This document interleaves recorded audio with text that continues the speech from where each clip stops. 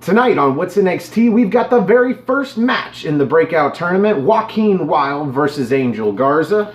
We have the Street Profits versus Forgotten Sons. Is it for the belts? Is it not for the belts? Who knows? Who the fuck knows? We've got Nico Ricos. As Greek as the yogurt, folks, he gets to bask in the glory. And in our main event, we have Shayna Baszler and Io Shirai Women's Championship inside the unforgiving steel cage. The steel cage of all steel cages. We love this cage. I am rooting for the steel cage. Ditto. Support, no DQ. Welcome everybody to What's NXT for June 26, 2019. I'm your host, the Rated R reviewer, Stephen Osborne, joined as always by the General Jerry Slaughter. Good morning, wrestling fans. And this morning, we were blessed. Oh, thank God for a really, really good NXT show. Borderline great. This was It was a veritable trick-or-treat bag full of goodness. For the first time, and it's got to be like 2 months, 4 matches on this card. One was a squash, but fuck it, I don't care. Yep. 4 matches. Mm-hmm. That's what I like. 15 minutes per match. In this case, the main event actually got like 18, 19 minutes. Yeah. There you go. Squash match it is. Too. Yeah, So we start off the night with a video promo for the main event. That's the steel cage match between Io Shirai and Shayna Baszler for the NXT Women's Championship. And then we go right into the first match of the night. The first match in the breakout tournament, Joaquin Wilde versus Angel Garza. My first note, I didn't write it down. I didn't need to. Joaquin Wilde comes out with this fucking LED board of a chest plate. Yeah. With the face mask to boot. And looks pretty cool. I don't like the music. It's that DJ music. And I guess it's because he was DJ something. DJ Z. DJ Z in over Impact Wrestling, yeah. Carried that gimmick kind of over. So I get it. It looks like something a DJ would wear in a booth, you know, covered in LED bulbs. And they really played up his injury they got in 2017, like into his abdomen. I'm guessing it's some sort of hernia surgery or whatnot because I don't know. He's got that scar on his belly. They said he does his moves with precision, but I'm like, they didn't tell us why he got cut open. Yeah. Maybe one of his moves did not land necessarily with precision. This was only a couple years ago, though, so I'm glad to see that he overcame something that left behind that kind of scar that quickly. Yeah. Angel Garza had his own version of a brilliant entrance. Yes. He comes out looking smug as fuck. Yeah. And goes to high-five some dude in the crowd only to swing around and fucking not do it. Yeah. But then he fucking sees a lady, old lady, but who cares, it's a lady, grabs her hand up. Just great. Just great. Yeah. So in this match, he's kind of playing the babyface.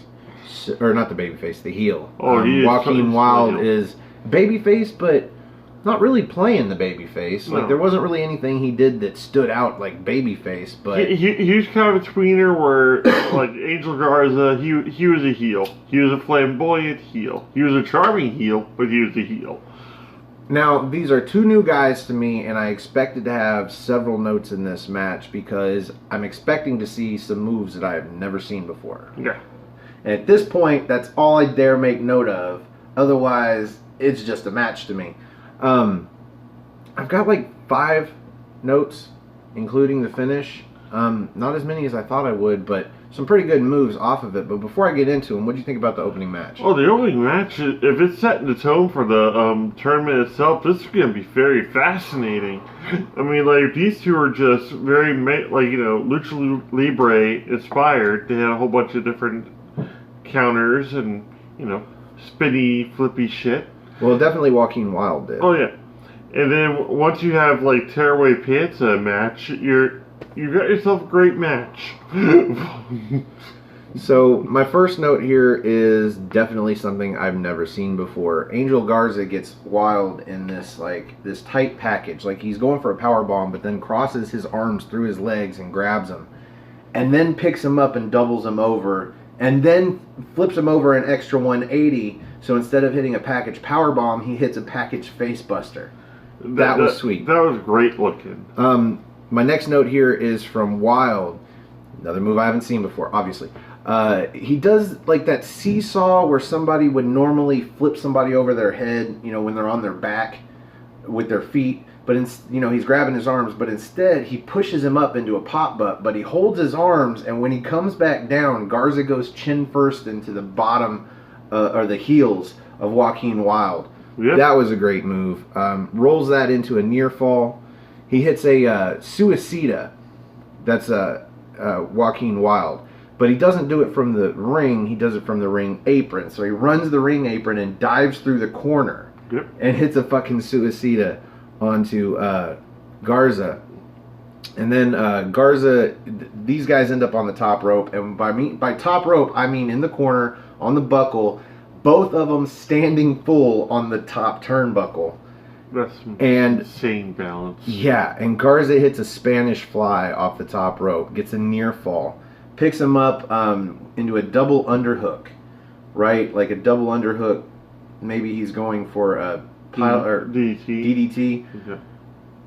No, his head is squarely centered. Yeah. This was weird. Okay, so he gets him like that, but then picks him up, and Wilde's legs go around him, so it's almost like a package. And then he lifts him up and does like a Bubba Bomb. Mm-hmm. This is his finisher. I don't know what they called it, but he gets a pinfall out of it. Yep. I don't know if I even described it right. It's just never seen it before. That's what I liked about this match was that there was some innovative offense in there, and you listed off all of those right there. Yep. I gotta feel we'll be seeing a lot of innovative offense in these first matches at least. Yeah, these 4 first round matches are going to be fun. Yep. But we come off of this into a video promo for Kushida. He spends a lot of the promo talking in Japanese, or is it Chinese? It's Japanese. Japanese, but being translated at the bottom of the screen. He ends the promo talking in some English. He seems like he's better at English than fucking Shinsuke Nakamura is. Yeah. Well, he also hung out with Alex Shelley a lot. He probably knows a whole bunch of bad words. That's just awesome. Yeah. After this, we get a attempted interview with Damian Priest. He doesn't say much, but basically he says, you didn't even see anything off of one match. Yeah. I saw enough. I saw his entrance. Yep. And for me, I'm just like, yeah, this guy's going places, or at least they are fully expecting this guy to go places. Great name, great entrance. He's got a decent moveset, but I think he's right. We didn't get to see a whole lot of what he could do in that match. It wasn't a squash match, because Carrillo did get some offense, but it was Raul Mendoza. Was it? Yeah, it was Raul Mendoza. Got the wrong tag team partner, former tag team partner. Yep. Excuse me. Yes, Raul Mendoza, coming off of his 1-win streak. So that's what we get out of Damian Priest. Any notes here? Not off those things now. Pretty much just the whole Damian Priest not saying that we haven't seen anything yet, and Kushida also saying that he looks at all the different talent and everything that they have there, and his time is now. It's his time. So it wouldn't shock me if we end up seeing Kushida versus Priest, since their promos went back to back so quickly. That could be one of those ones where like they both go on streaks and then eventually meet one-on-one. Yeah, Damian Priest is definitely going to be a heel, or at least heel-ish. Yep. So after this, we get our second match of the night. The Street Profits, that's Angelo Dawkins and Montez Ford, against the Forgotten Sons, that's Steve Cutler, Wesley Blake, along with Jackson Riker, who does come to ringside, and he does affect this match. This doesn't end up being a very long match. Most of the match was spent before and after. So before the match, we have a promo cut by the Street Profits. Fuck if I know why. They're just talking smack. Yeah. Which is not really something a babyface does, except maybe John Cena. That's weird. Yeah, Babyface of all babyfaces. He does like to talk a lot of smack. Yeah. But they're just saying the Street or the Forgotten Sons think that they can step to them, and so tonight they're going to deal out the smoke. And they also decide to put the tag team titles on the line. Now, we don't actually get to know if this becomes official. Yeah. And it's not because the Street Profits won, although they did win, technically speaking. So we get Montez Ford get worked over for a while. He gets the hot tag into Dawkins, who comes in and hits that corkscrew splash that he does onto both Blake and Cutler. And then during the one, I believe, onto Cutler, he gets the tag by Ford. And so he does it looks like a spine buster, but I'm telling you, it's a fucking sky-high spine buster. Yeah.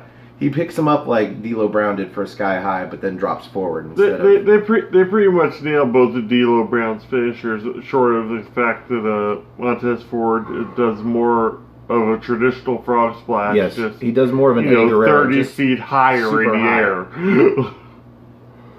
I would say that back in the day, D'Lo Brown got some good height on his frog splash. Yeah, he had to, though. Yeah. He had to, because the way he did that frog splash, good God, that was some fancy frog splashing. Yep. So they hit that, they go for the pinfall, and instead of getting the pinfall, Jackson Riker grabs, I think it was Cutler's boot, and pulls him, or no, he grabs Ford, off the top of the pin, pulls him out of the ring. He gives a Polish hammer right to the chest. And disqualification. Who saw that coming? Win. So, even if the titles were on the line, which I think the champions should be able to make that official before a match. Yeah. John Cena did it. With the US title. We didn't get a graphic. We didn't get the ref holding up the belt. So, either way, it doesn't even matter because the match was thrown out. Yeah, what we did get was the classic after-match beatdown, the 3-on-1 Riker with Cutler and Blake versus the Street Profits. But then the odds get evened. Oney Lorcan and Danny Burch come out, and they turn the 3-on-2 into a 4-on-3. Yeah. And even by this time, Montez Ford's still laying outside, so it's pretty much just 3-on-3. But they take off, or the Forgotten Sons end up taking off, and Oney Lorcan and Danny Burch are in the ring, and they pick up the tag team titles, and they stare at him for a minute, to the point to where I think Ford goes to grab his belt. And Lorcan's kind of he's like, no, hold on, just another minute or two. Don't be all snatchy grabby. Now they give the titles back, but you can kind of hear him and see him mouth, "You owe us one." Yep. And by that, I don't think they really do. I don't think they really owe him one, but they are baby faces, so they should be fighting champions. And hopefully we'll see this match, and this will be a good match for the Street Profits to cement themselves as champions. And I don't want to see that hot potato go right to Danny Burch and Oney Lorcan. I don't. Although I know there's a lot of people that think they deserve a title run, I don't. I don't see the upside to these guys. Well, at this point, I'm seeing more of Oney Lorcan on 205, so I'm thinking they're going to end up splitting them up relatively soon anyway, and Burch will probably just go back to NXT UK. Well, there's been a few times over the last couple of months that they have impressed me, but still, they just seem so bland. Mm-hmm. That headbutt is wicked, but other than that, they seem fairly bland to me. Anyway, I'm sure we're going to see this match, though. After this, we get a video package that is just like watching some old home movies through, an 8mm? Yeah. And sitting next to the 8mm watching the videos is Killian Dane. That's all we get. Mm-hmm.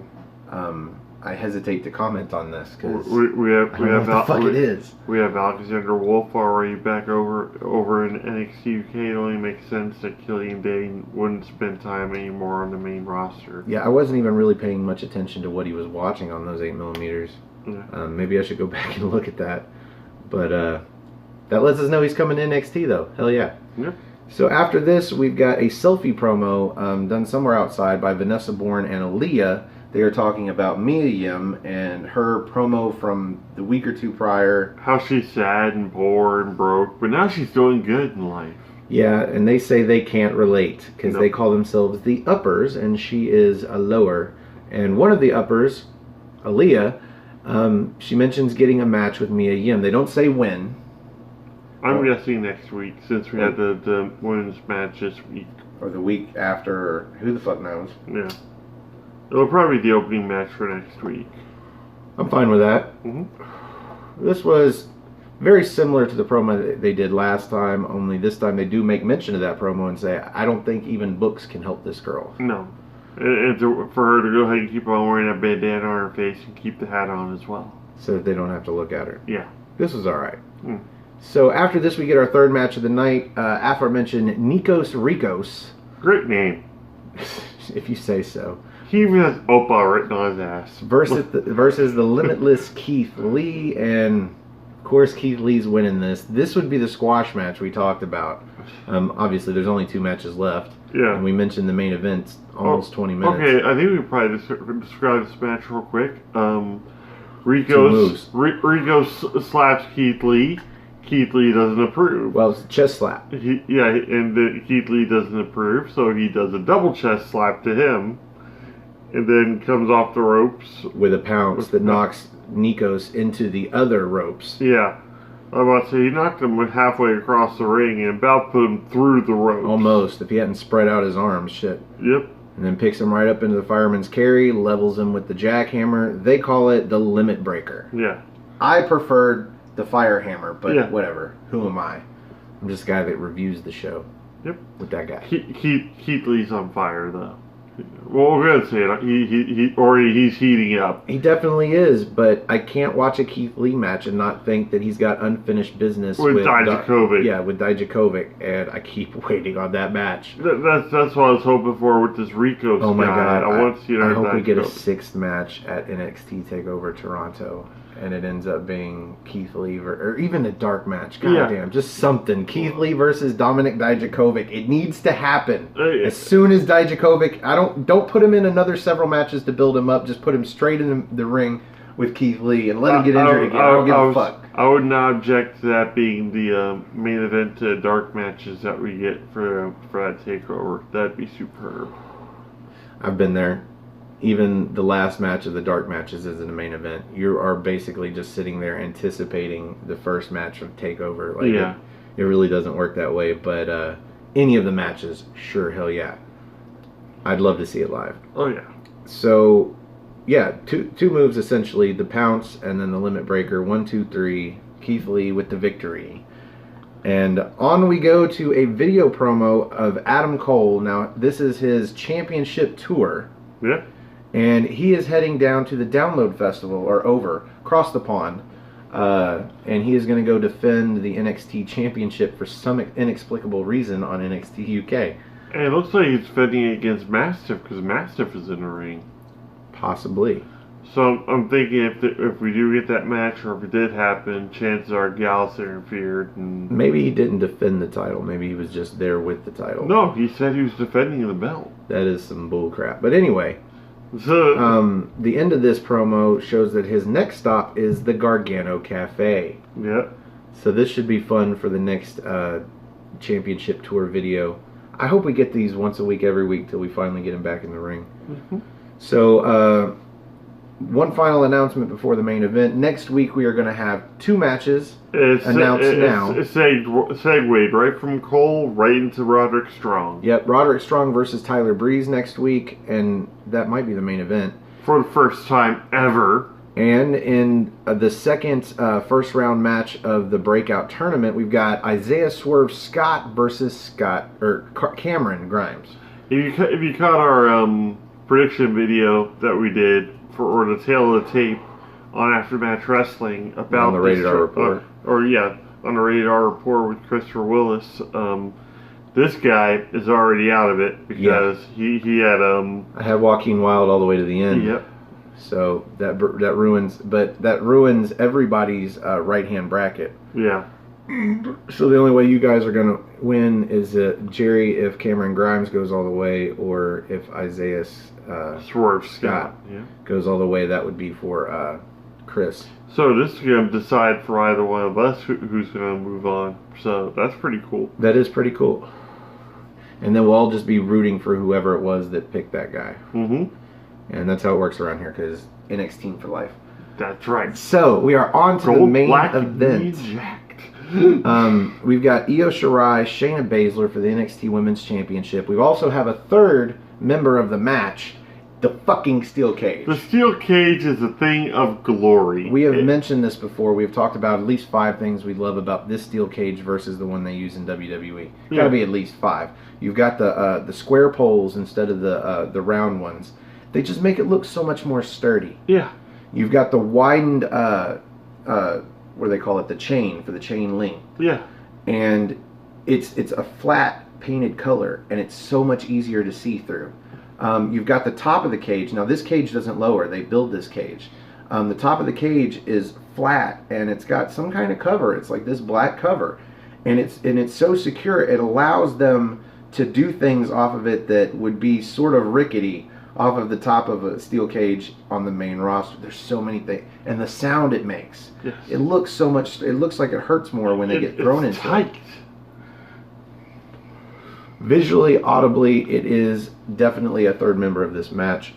It should get its own theme music. I think this is the second time we've seen this particular steel cage. Yeah. So I've got a ton of notes for this match, believe it or not. So before I get into my breakdown, what did you think about the main event? I did not want to see another Io Shirai Baszler match. I was just This is true. I was dead set on not wanting to see this match.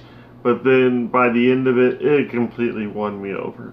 Because, like, we saw a lot of the viciousness come out, but then we also saw a lot more out of Shirai than we usually do. Because she's usually very bland in the ring for somebody that's a genius in the sky. Yeah, she got kind of vicious here, but this is where we saw the third member of the match, the cage. Yes. They use this cage a lot. Yeah, there's a lot of drop kicks into it. There's a lot of throws into it. They did not shy away from the steel cage at all. By the end of it, Io Shirai's back there's spots where she was bleeding. Yep. It at least broke the skin, which I'm happy about. That just shows how vicious the match actually was. Now, my first note, Baszler climbs up the corner and catches Io on the top rope and puts her in the fucking Kirifuda clutch on the top rope and then throws her back down. But then Shirai immediately gets back up, climbs up, catches Shayna Baszler on the top rope, and from the middle rope, German suplexes her back into the ring. Yeah. That was awesome. She starts crawling to the door, but then Duke and Shafir come out and slam the door on her. They go to lock it. She gets pissed. She goes to kick the door open, ends up knocking the ref down. So, what's her name? Jessica takes a bump, along with Duke and Shafir. But by this point, Shayna Baszler has come into the corner and grabbed her up in the Kirifuda clutch again. Drags her back into the ring. She rolls through it and then does a double stomp onto Shayna Baszler's chest. And Shafir starts climbing the cage because Io starts climbing the cage. And at this point, Candice LeRae, of all people, has had enough. She runs out. She clears out Duke. She starts climbing the cage and kicks Shafir off of it so that Io can get out. But instead of getting out, Io climbs all the way to the top, stands on top of this sumbitch, and does that beautiful moonsault onto Shayna Baszler in the middle of the ring. Yep. This lays them both out. Everybody's laid out. And then Io starts crawling to the fucking door, and Shayna follows her in and does the Kirifuda clutch through the ropes. Like Io's underneath the ropes, and she's through the bottom and middle rope. And so Io starts slamming the back of Shayna Baszler's head into sort of the turnbuckle, sort of the rope. Then she goes to get free.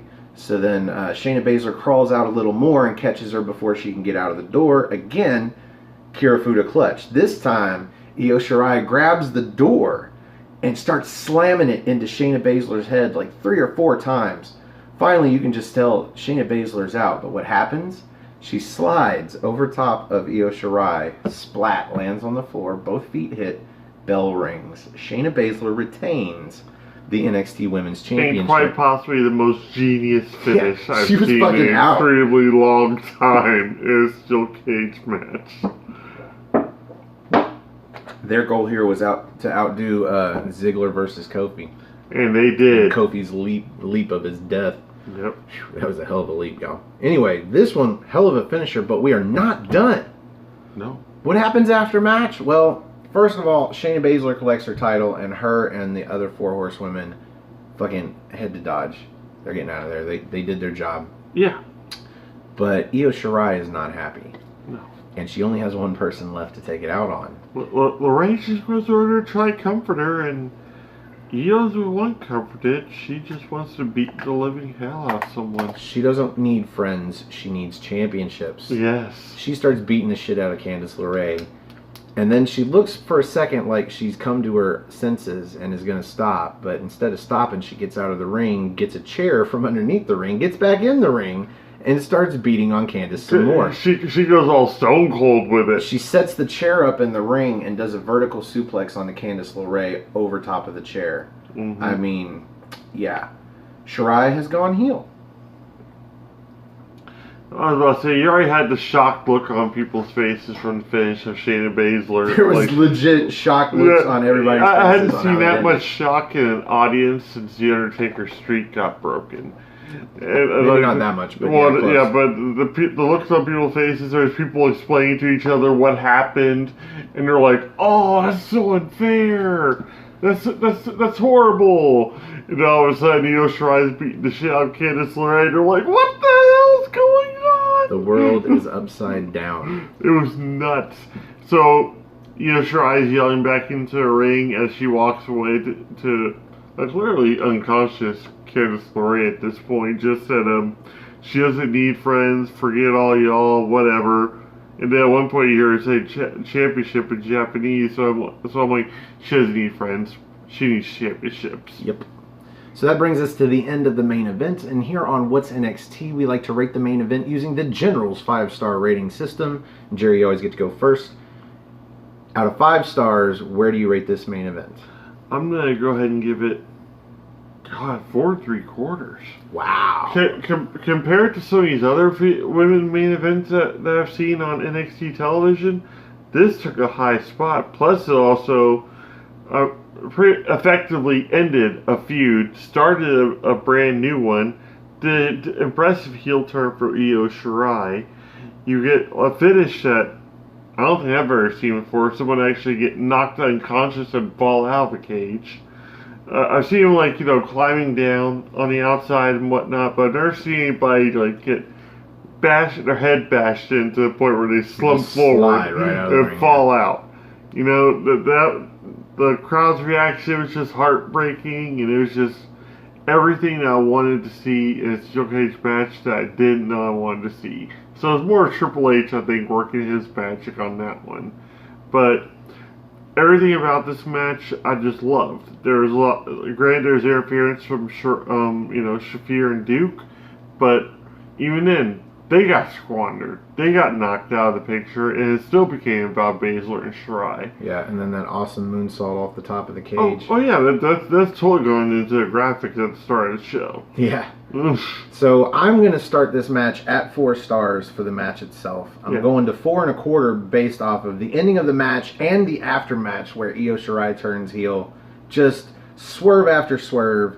And then I'm going to add another 1/4 star off the back of a great show. I'm going to call it a 4.5. Yeah. 4.5, which I never thought I would get out of the rematch between Shayna Baszler and Io Shirai. Well, this match was full of all sorts of surprises. But it wasn't just the match, man. That ending was genius, and the aftermatch was great. And we're all about the aftermatch. Yeah, we are all about the aftermatch. Speaking of aftermatch. If you like our videos, click the like button that's underneath me. If you like all our videos, click the subscribe button that's underneath Jerry. So subscribe to No DQ, but you can find us on Aftermatch Wrestling, all one word, AFTERMATCH Wrestling. That is our YouTube channel where these videos go first and in HD. And we are on our way to 100 subscribers. We are at 88. 12 more subscribers. One a week. We are getting there. We will start doing this show live on No DQ's channel. At 1,000 subscribers, we will start doing it live on our channel, but that's a long way away. Yes. But 12 subscribers, that's like a week or two maybe, you know. If you guys hit that share button, share us on Facebook and Twitter with your friends who like wrestling. Maybe they'll like our channel and subscribe as well. So thank you for watching. If you like this video, tune in tomorrow. We will be doing the NXT party. That is our review of NXT UK, I believe episode 49. Yeah. It's close to 50, bro. Yep.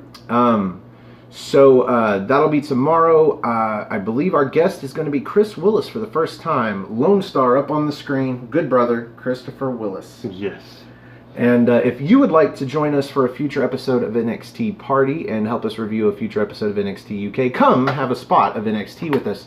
You can find me on Twitter. Go to nodq.com/Stefan. That's STEFAN. If you just want to look me up on Twitter, it's at Stefan R. Osborne, OSBORNE. As always, the R stands for restricted. You can also find the gentleman on Twitter at NoDQ General, and also on my Facebook group, Armbar, all capital ARMBAR. Exclamation point! Join in the conversations, join the memes, whatever. We can have a good time in there. Yep. Find us on Facebook on Armbar. Do not add us on Facebook. Facebook is spoiler free. You can also find me on Instagram now at osborne.stefan. So there's that. Other than that, if you don't have Facebook and if you don't have Twitter and you'd still like to be on the show, drop us a comment down below. Let us know your email address. Some way we can get in contact with you. All you need is Skype. Snail mail us. Yeah, all you need is Skype on your phone, and you can do a show with us, Rated R Review. If you want to review NXT UK, you can come have a spotted tea on the NXT party. Support No DQ. So, for the General Jerry Slaughter, I am the Wizard of No DQ, Stefan Osborne. Thanks for joining us, and we will see you NXT time.